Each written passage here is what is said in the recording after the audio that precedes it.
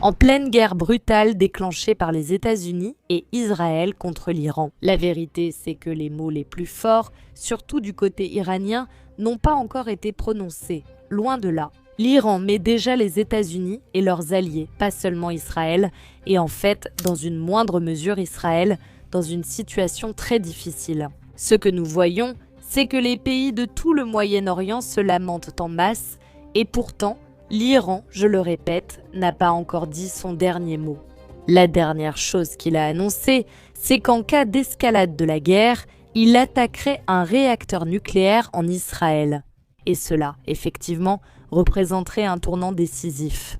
Mais il y a encore au moins 2 autres choses que l'Iran pourrait faire qui changeraient à jamais l'équilibre des forces. Dans cette guerre qui n'a pas encore commencé, mais qui, de toute évidence, semble devoir lui revenir de la terminer. Passons à ces 2 questions.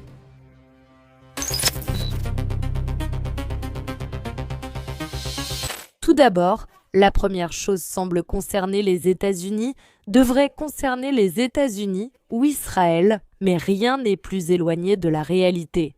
Ici, nous devons citer tout particulièrement l'Union européenne et le courageux Napoléon qui en ce moment même déplace tout un porte-avions vers les côtes de l'Iran.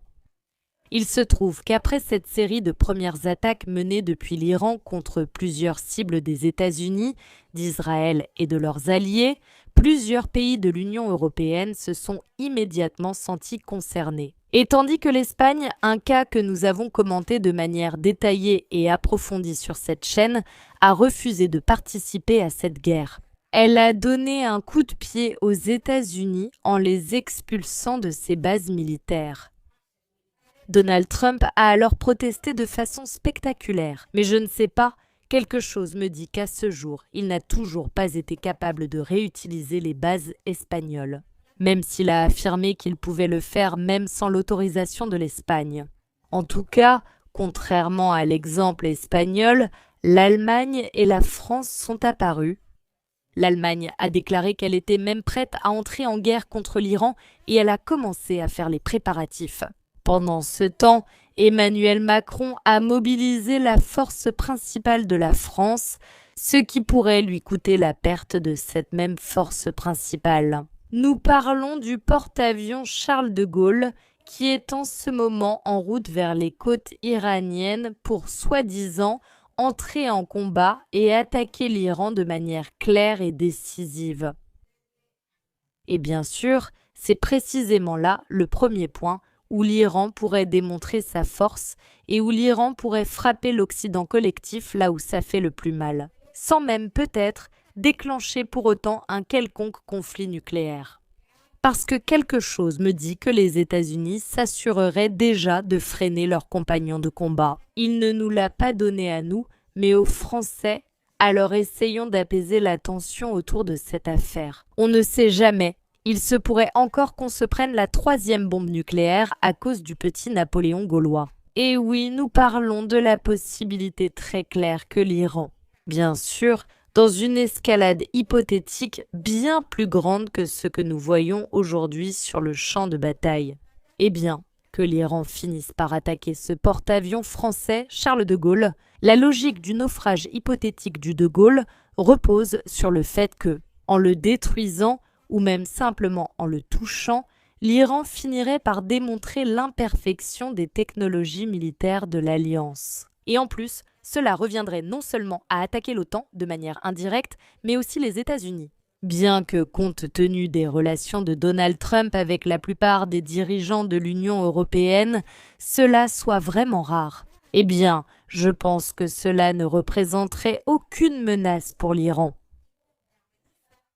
Et presque en secret, à la Maison-Blanche, il finirait par se réjouir de ce fait. Et en fait, voyons, pourquoi attaquer Charles de Gaulle et ne pas attaquer un porte-avions des États-Unis? Tout d'abord, les États-Unis sont directement impliqués dans le conflit, ils ont Israël de leur côté, et les 2 pays possèdent des armes nucléaires, mais surtout, les États-Unis, en tenant compte du fait qu'ils ont 11 porte-avions au total, oui, c'est une tragédie, mais ce n'est pas une catastrophe militaire. Cependant, pour la France, Charles de Gaulle est actuellement le seul porte-avions nucléaire, c'est-à-dire qu'il n'y en a pas d'autre comme lui si le porte-avions est coulé. Et si l'OTAN ne répond pas par une opération terrestre pour laquelle l'Europe n'a actuellement pas beaucoup de ressources, il faut le dire clairement, l'Iran finirait par démontrer au monde entier que la défense collective de l'Alliance Atlantique Nord ne fonctionne tout simplement pas. Il s'avère que cela ne fonctionne pas, ce serait aussi un signal pour d'autres pays comme par exemple la Chine ou la Russie que le bloc occidental peut être vaincu, du moins en partie. En attaquant certains membres de l'OTAN séparément dans des régions, disons, neutres. Cela sans même mentionner le fait que si De Gaulle était endommagé, ou pire encore, coulé, la France perdrait instantanément son statut de puissance, capable de projeter sa puissance aérienne sur de longues distances. C'est-à-dire que ce serait un énorme coup de pouce pour le reste des pays du Sud global. L'Iran, en plus, entre autres choses, a déjà démontré l'efficacité de ses drones kamikazes Sajed contre les bases.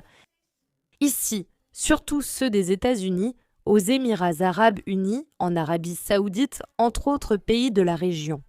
La défaite d'un porte-avions nucléaire par des missiles sous la couverture d'un essaim de drones bon marché pourrait marquer la fin du concept des coûteux groupes d'attaque de porte-avions, ce qui finirait par affecter non seulement la flotte de l'OTAN, mais aussi l'activité des porte-avions américains. Ce serait, sans aucun doute, un coup absolument magistral à tous points de vue et dans tous les sens du terme. Ce serait un coup qui se ferait sentir en France, qui se ferait sentir dans toute l'Alliance de l'Atlantique Nord et qui se ferait également sentir, bien sûr, aux États-Unis et surtout même en Israël. Mais il y a encore un coup plus important qui pourrait faire vaciller toute l'Alliance elle-même. Où en ce moment même, des chers arabes pleurent ensemble et demandent, s'il vous plaît, qu'on ait pitié.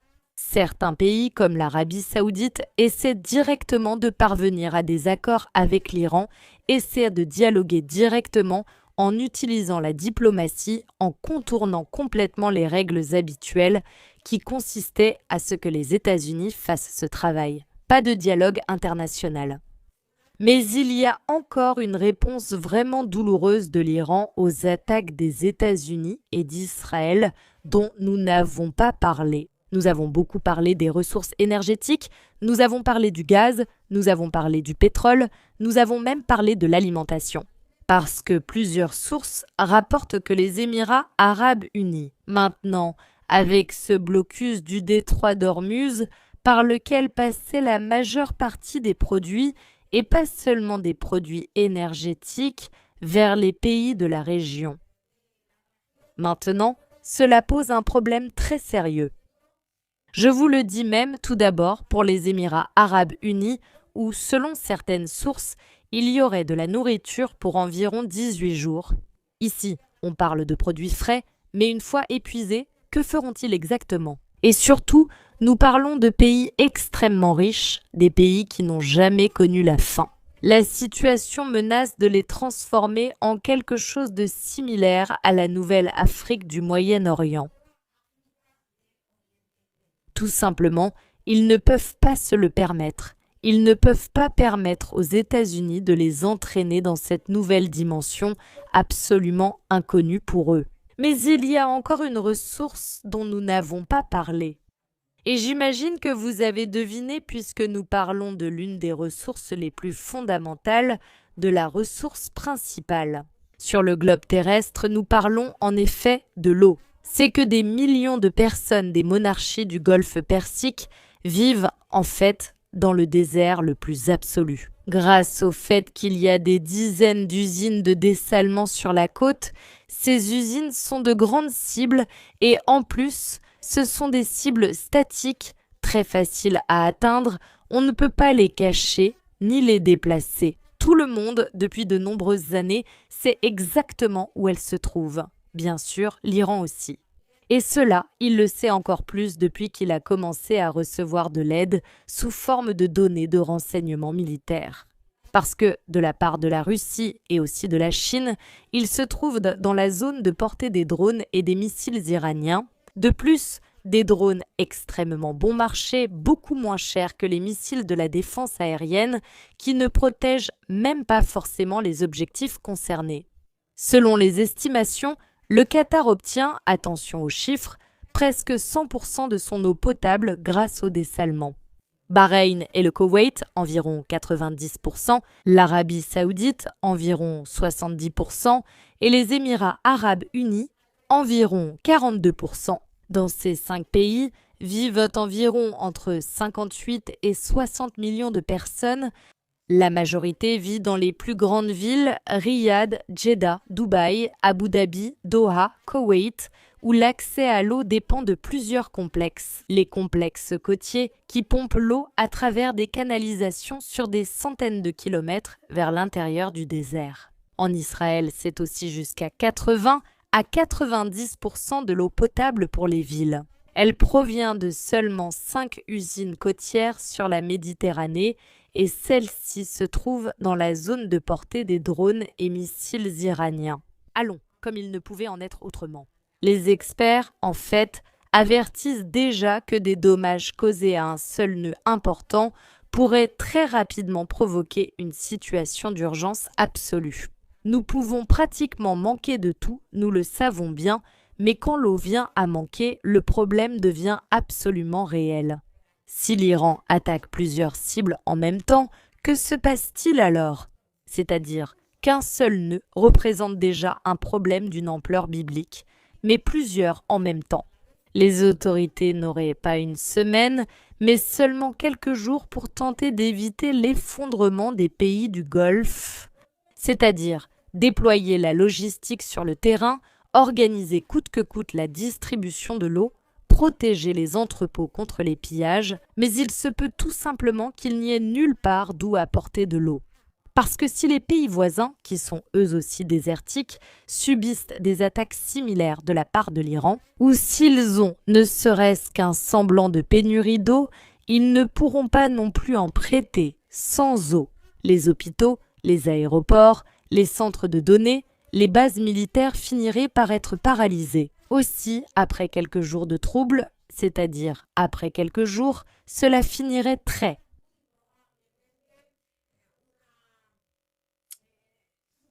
en se déchaînant.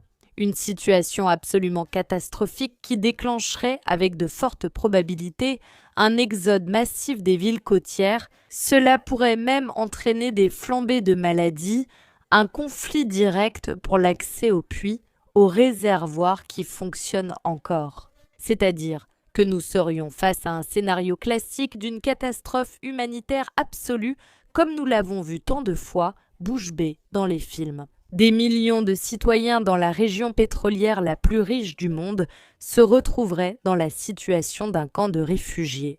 Du jour au lendemain, ceux qui avaient absolument tout se retrouveraient à ne même plus avoir le strict minimum.